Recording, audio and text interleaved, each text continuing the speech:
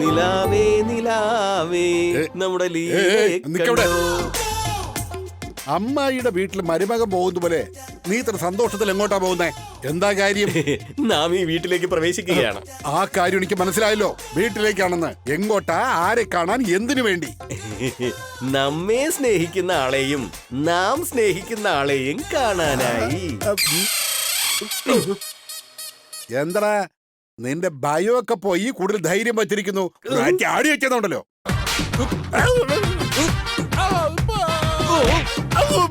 സങ്കൽപ്പം സങ്കൽപ്പം സങ്കൽപ്പം സങ്കൽപ്പം സങ്കൽപ്പം.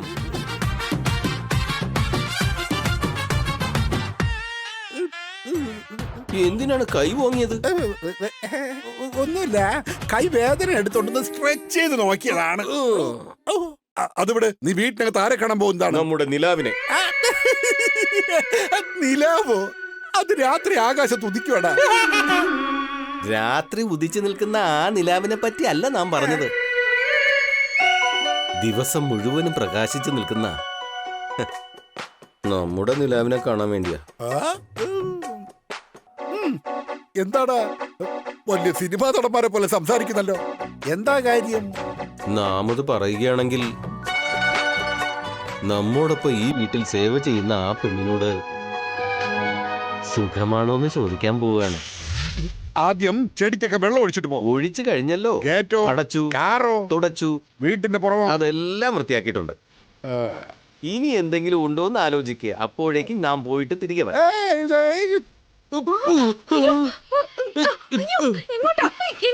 നമ്മെ സ്നേഹിക്കുന്നവരെ കാണാൻ. ലീല കാണാൻ വേണ്ടിയാണോ? ഓ, അവളെ കാണാൻ വേണ്ടി നേരിട്ട് വീടിനകം വരെ എത്തുന്ന ബന്ധുവായോ കുട്ട? നമ്മോട് ഇഷ്ടമുള്ളവരുടെ സുഖവിവരങ്ങൾ അന്വേഷിക്കണമെന്ന് ഇപ്പോഴാണ് നാം ഒരു പെണ്ണിനെ കണ്ട് മാതൃകയാക്കിയത്. ഭ്രാന്ത് നന്നായിട്ട് മൂത്തിട്ടുണ്ട്.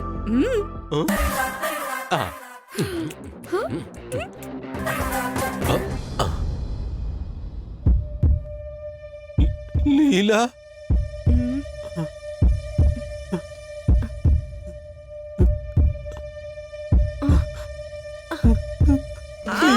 അയ്യോ അമ്മേ, എന്റെ കൈ എനിക്ക് വേദനിക്കുന്നു. ലീല, അമ്മേ, അയ്യോ എന്റെ കാല്. അയ്യോ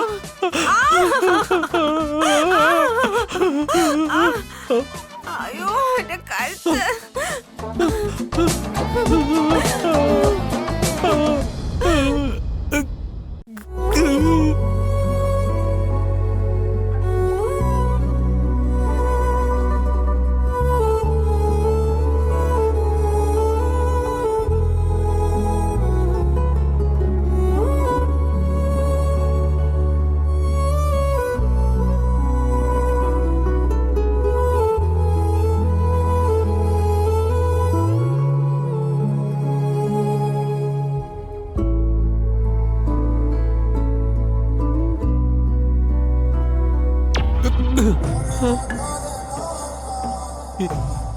എന്റെ ദൈവമേ, എന്ത് വിധിയാ നാം ഈ കാണുന്നത്?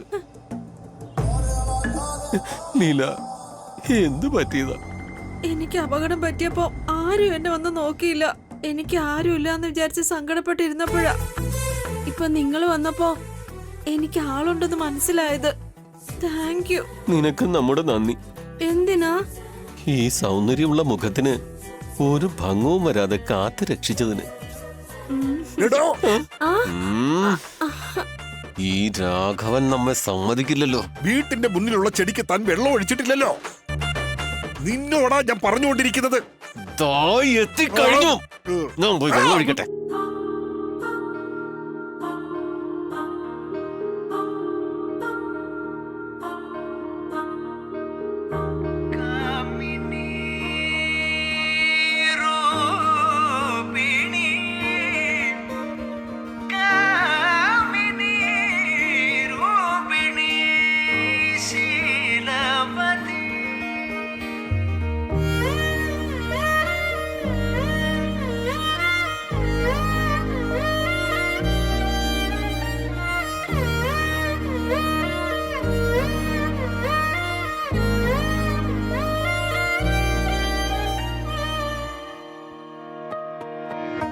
പെണ്ണേ കണ്ണിൻ തുമ്പത്തെന്തേ എന്തോ തേടിപ്പോകുന്നെന്തേ ഉള്ളം താനെ പാടുന്നെന്തേ മെല്ലെ മെല്ലെ മൂളുന്നെന്തേ മൃദുലമാധരവും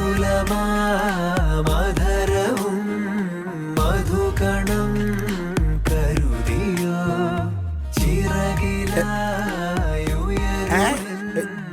ഈ ബാക്ക്ഗ്രൗണ്ട് മ്യൂസിക് എവിടുന്നാ കേൾക്കുന്നേ?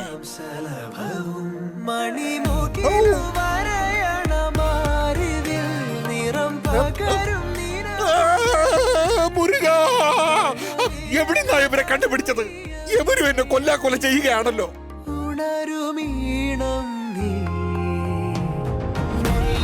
എടാ, നിന്റെ നിലാവിനെ നോക്കിയതൊക്കെ മതി. വന്ന് ജോലി ചെയ്ത് തീർക്ക്. വാ.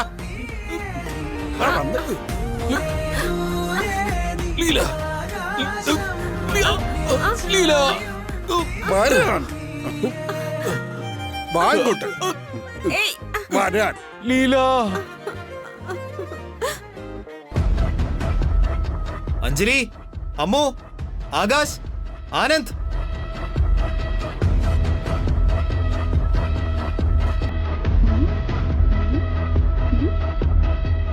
അഞ്ജലി എവിടെ? ഞാനിവിടെ ഉണ്ട് ഡാഡി.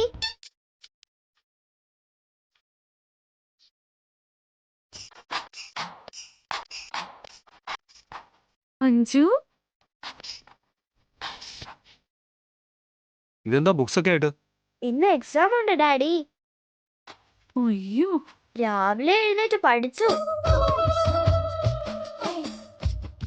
എന്തിനാ ടൈം വേസ്റ്റ് ചെയ്യുന്നെന്ന് വിചാരിച്ച് പൂജയും കൂടി ചെയ്തു ഡാഡി.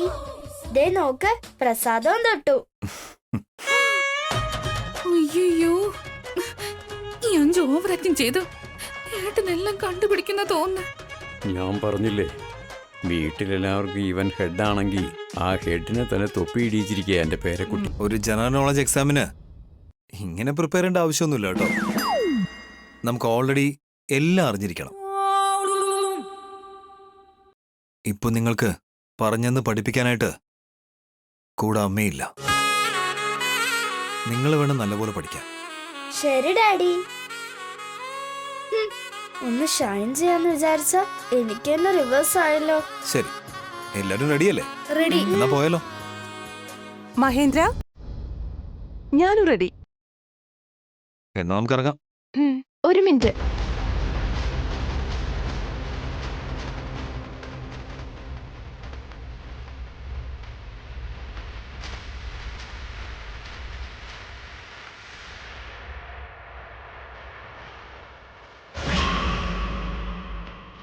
ഞാനും വരുന്നുണ്ട് സർ. നീ എന്തിനാ? ലീലയ്ക്ക് സുഖമില്ലാതിരിക്കുകയല്ലേ? വീട്ടിൽ തന്നെ നിന്ന് ഭക്ഷണത്തിന്റെ കാര്യങ്ങളൊക്കെ നോക്ക്. ഈ കുട്ടി കെയർ ടേക്കറാ, അല്ലാതെ പാചകക്കാരിയല്ല. കുട്ടികളുടെ കൂടെ പോയാലല്ലേ സ്കൂളും കണ്ട് ടീച്ചറോട് സംസാരിച്ചിട്ട് വരാനും പറ്റൂ.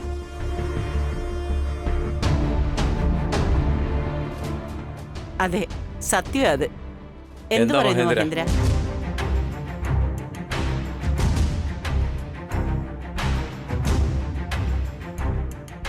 മഹേശ്വരി, നീ വീട്ടിൽ തന്നെ നിന്ന് എന്തെങ്കിലും ആവശ്യമുണ്ടെങ്കിൽ നോക്കിക്കോ. സ്കൂളിലേക്ക് പാർവതി വരട്ടെ. രാവിലെ ഉണ്ടാക്കിയ ചായയും വളരെ നന്നായിരുന്നു.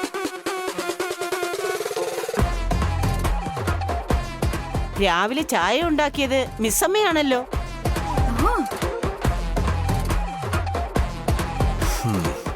ശരി, നീ വാ. അതല്ല മഹേന്ദ്ര, അത് സ്കൂളിലൊക്കെ ഇവളെന്തിനാ? കുട്ടികളുടെ കാര്യമെല്ലാം ഇവള് നോക്കുന്ന നല്ലത്. എന്നാലും നിന്നെ കൊണ്ട് തന്നെ എല്ലാ ജോലിയും ചെയ്യിക്കുന്നതിൽ എനിക്ക് താല്പര്യം. ഞാനൊന്ന് പറയുന്നത്. മഹേശ്വരി, സ്കൂളിലേക്കല്ലേ അവര് പോയിട്ട് വരട്ടെ. ആ കുട്ടി പോകുന്നതുകൊണ്ട് ആർക്കാ നഷ്ടം പറഞ്ഞേ? എനിക്കാണ് നഷ്ടം.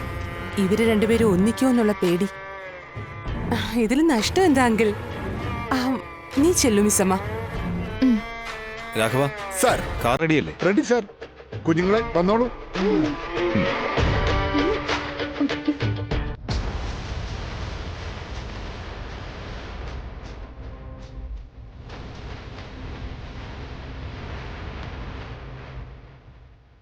പാർവതി, അറിഞ്ഞുകൊണ്ട് ചെയ്യുന്നതാണോ അറിയാതെ ചെയ്യുന്നതാണോ എന്ന് എനിക്കറിയില്ല. പക്ഷെ ഒരു കാര്യം ഞാൻ പറയാം, നീ എൻ്റെ പ്രണയത്തിനൊരു വലിയ തടസ്സമായിക്കൊണ്ടിരിക്കുക.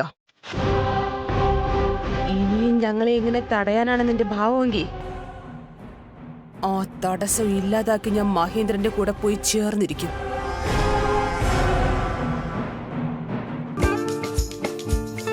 രാഘവ, സർ. ഞാൻ പോവുക. താൻ ഇവിടെ തന്നെ നിന്ന് സർ. വീട്ടിലെന്തെങ്കിലും ആവശ്യമുണ്ടെങ്കിൽ ചെയ്തു കൊടുക്കും. Okay sir.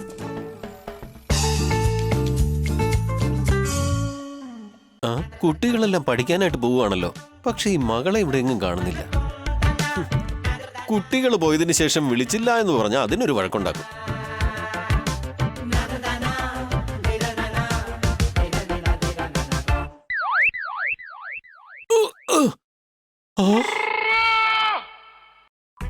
അയ്യോ,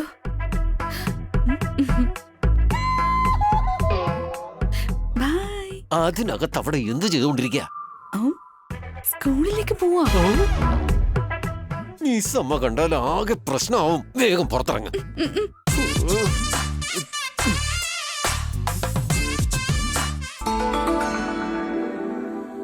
ആ ബാഗെല്ലാം ബാക്കിൽ ഡിക്കിയുണ്ടല്ലോ. അപ്പൊ ഇതൊക്കെ അവിടെ വെച്ചാ പോരെ?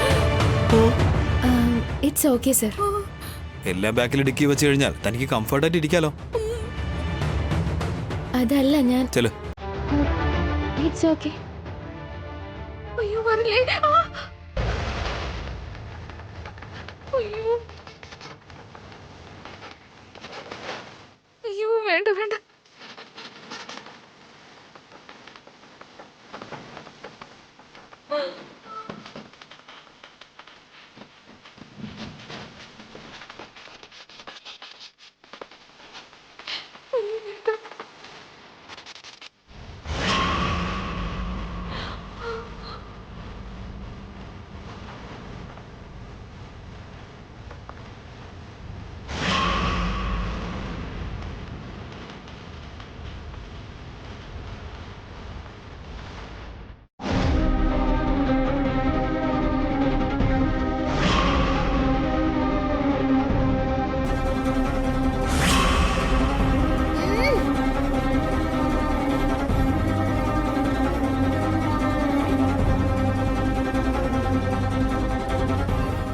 ഡിക്കി ഡോർ ഓപ്പൺ ആവുന്നില്ല സർ. ഞാനൊന്ന് നോക്കട്ടെ. It's okay sir. സ്കൂൾ ഇവിടെ അടുത്തല്ലേ, ഞാൻ കംഫർട്ടബിൾ ആയിട്ട് ഇരിക്കുന്നത്. വരൂ സർ, പോവാ. അയ്യോ, ഇറങ്ങ മകളെ, ഇറങ്ങ. എന്റെ ദൈവമേ, ഇനി നാം ഇപ്പൊ എന്താ ചെയ്യാ? മിസ്സമ്മ അവിടെ വെച്ച് മകളെ കണ്ടു കഴിഞ്ഞാൽ, മിസ്സമ്മയ്ക്ക് മകളൊരു ആത്മാവാണെന്ന് മനസ്സിലായാൽ, അയ്യോ എന്ത് നടക്കുമോ ആവോ. യമലോകത്തിലുള്ള ആരെങ്കിലും ഈ കാര്യം അറിഞ്ഞു കഴിഞ്ഞാൽ, അയ്യോ നമ്മുടെ മാനമെല്ലാം നഷ്ടപ്പെടുമല്ലോ. എന്താടോ താനെന്തോ ടെൻഷനിലാണെന്ന് തോന്നുന്നല്ലോ. അല്ലാതെ പിന്നെ നമ്മുടെ സ്ഥാനത്തിരുന്നാലേ തനിക്കത് മനസ്സിലാകൂ. നമ്മുടെ മോതിരം നഷ്ടമായി. ഇനി അത് കാരണം എന്തൊക്കെ സംഭവിക്കുമെന്ന് തനിക്കറിയോ? ആ കാറിന്റെ മുന്നിലിരിക്കുന്ന ആള് പിന്നിലിരിക്കുന്ന ആളിനെ കണ്ടാൽ എന്ത് സംഭവിക്കുമെന്ന് അറിയോ? തനിക്ക് ഇതിനെ കുറിച്ചൊന്നും അറിയില്ലെങ്കിൽ ഒരു അക്ഷരം വേണ്ടി പോരുതും. ഒന്നും അറിയില്ലെങ്കിൽ സംസാരിക്കാൻ വന്നിരിക്കുന്നു. ഞാനിപ്പോ എന്ത് പറഞ്ഞിട്ടാ ഈ വിരലൊക്കെ കാണിച്ച് എന്നോട് ഇങ്ങനെ ദേഷ്യപ്പെട്ടിട്ട് പോകുന്നത്? അമ്മോ, മാഡം എന്താ ഇത്ര ദേഷ്യത്തിൽ വരുന്നേ? മഹേന്ദ്ര സാറ് സ്കൂളിലേക്ക് കൊണ്ടുപോയില്ലെന്നാ തോന്നുന്നത്. ഞാനൊരു രോഗിയാണെന്ന് പോലും കണക്കാക്കാതെ അവരെന്നെ തല്ലും. അമ്മേ, ഉറങ്ങുന്ന പോലെ അഭിനയിക്കാം.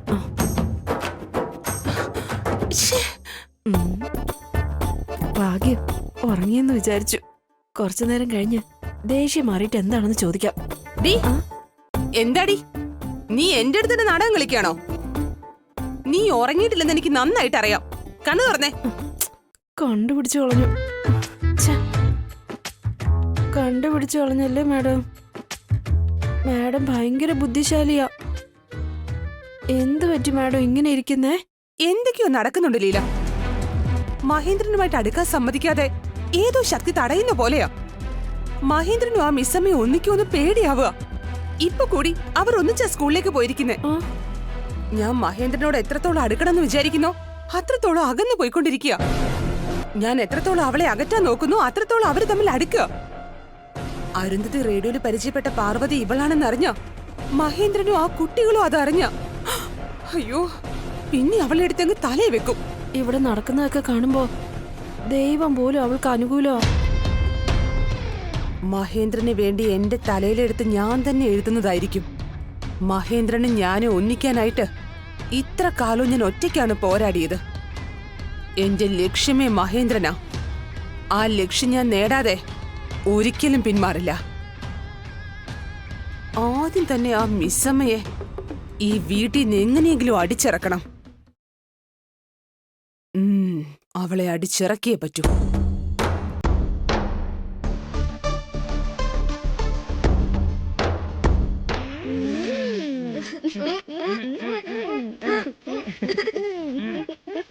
വീട്ടിൽ വെച്ച് ഞാൻ എങ്ങനെയൊക്കെയോ മാനേജ് ചെയ്തു, പക്ഷെ ഇപ്പോഴും ഉള്ളിലെ ഭയം പോയിട്ടില്ല. അഞ്ജലി, ഒന്നും പേടിക്കണ്ട. നീ വളരെ ഇന്റലിജന്റാ. നീ എങ്ങനെയെങ്കിലും അഡ്ജസ്റ്റ് ചെയ്യുമെന്ന് അറിയാം. എന്താ കണ്ണ് ഉരുട്ടി ഉരുട്ടി നോക്കിക്കൊണ്ടിരിക്കുന്നേ? അപ്പോ കണ്ണ് അടച്ചു വെക്കട്ടെ മാഡം? നാളെ നിന്റെ പ്രോഗ്രസ് റിപ്പോർട്ട് വരും. എല്ലാവരുടെ റിപ്പോർട്ടിലും ഏതെങ്കിലും ഒരു ഗ്രേഡ് എന്തായാലും ഉണ്ടാവും. നിന്റെ റിപ്പോർട്ടിൽ മാത്രം എല്ലാം വലിയ മൊട്ടയായിട്ടിരിക്കും. നിന്റെ ഡാഡിക്ക് ഫോൺ ചെയ്യ. ലൈബ്രറിയിൽ ഇരിക്കുന്ന പോലെ ഇവരെന്താ സൈലന്റ് ആയിട്ടിരിക്കുന്നേ? ഈ സൈലൻസ് പോയാലും എനിക്കെന്റെ പേടി മാറും. ഒന്ന് FM ഓൺ ചെയ്യാം. അത് പിന്നെ ഡാഡി, രാവിലെ സോങ്സ് കേട്ടാ മൈൻഡ് ഒന്ന് റിലാക്സ് ആവുന്ന അമ്മ പറഞ്ഞിട്ടുണ്ട്. എടി കള്ളി, നീ എന്നെ ഒറ്റക്കൊടുക്കല്ലേ? ഞാൻ എപ്പോഴും നിന്നോട് പറഞ്ഞു.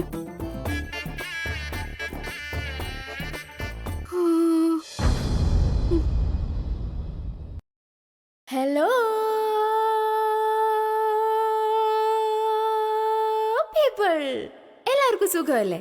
ഞാൻ നിങ്ങളുടെ എല്ലാവരുടെയും favourite RJ Parvathy. Hello Parvathy, ഇത് ഞാനാ, മൂന്നാറിൽ നിന്ന്. ആരാന്ന് ചോദിക്കേണ്ട ആവശ്യമുണ്ടോ? ഓഫ് കോഴ്സ്, എന്റെ ഫസ്റ്റ് കോളർ എപ്പോഴും നിങ്ങൾ തന്നെയല്ലേ. എനിക്ക് പാർവതിയെ കാണാൻ പറ്റിയില്ല.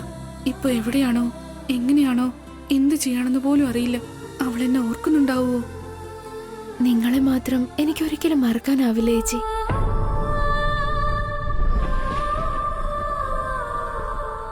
എന്താ മിസ്സമ്മ ഡള്ളായിട്ടിരിക്കുന്നേ? മിസ്സമ്മയ്ക്ക് പാട്ട് കേൾക്കുന്ന ഇഷ്ടല്ലേ? ഒരുപാട് ഇഷ്ട. പക്ഷെ അതിനേക്കാളും ആൾക്കാർക്ക് ഇഷ്ടമുള്ള പാട്ടുകൾ വെച്ചു കൊടുക്കുന്നതാ എനിക്ക് കൂടുതൽ ഇഷ്ടം. അതെന്താ അങ്ങനെ? അങ്ങനെ ചോദിച്ചാ എനിക്കതൊരു പ്രത്യേക ഇഷ്ടമാണ്. അല്ല മിസ്സമ്മ, നിങ്ങൾ FM കേൾക്കാറുണ്ടോ?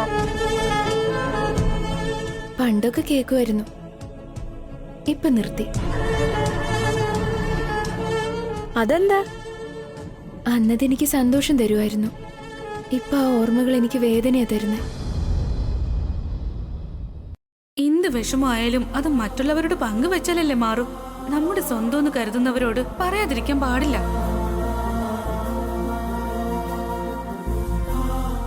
മിസ്സമ്മ എന്താ ഇങ്ങനെയൊക്കെ സംസാരിക്കുന്നത്? ഇത്രമാത്രം വിഷമിക്കാൻ അവളുടെ കഴിഞ്ഞ കാലം എന്തായിരിക്കും? FM കേട്ട് വിഷമിക്കാൻ മാത്രം എന്താ സംഭവിച്ചത്? വിഷമത്തിലാന്നറിയാം, എന്നാലും ഇവിടെ വന്ന സന്തോഷം കിട്ടുമല്ലോ ഓർത്തിട്ട് ഞാൻ തന്നെ ടിക്കറ്റ് ബുക്ക് ചെയ്തിട്ടുണ്ട്. ഹലോ, ചില സമയങ്ങളില് ചില ആൾക്കാരുടെ ഓർമ്മകൾ വന്നു പോയിക്കൊണ്ടേയിരിക്കും. എനിക്കും FM-മായി ബന്ധപ്പെട്ടിട്ട് അത്തരം ഓർമ്മകളുണ്ട്. റെഗുലറായിട്ട് FM കേൾക്കുന്നതുകൊണ്ട് എന്ത് മെമ്മറി ഉണ്ടാവാനാ? FM കേട്ടതുകൊണ്ടല്ല, പിന്നെ ആക്ച്വലി ഞാൻ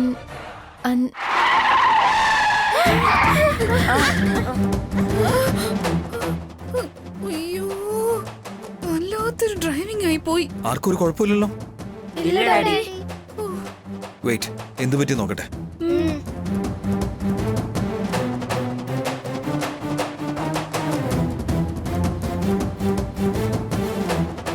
ടയർ പഞ്ചറായി. വെയിറ്റ്. ഞാൻ ഒന്ന് മാറ്റിയിടട്ടെ.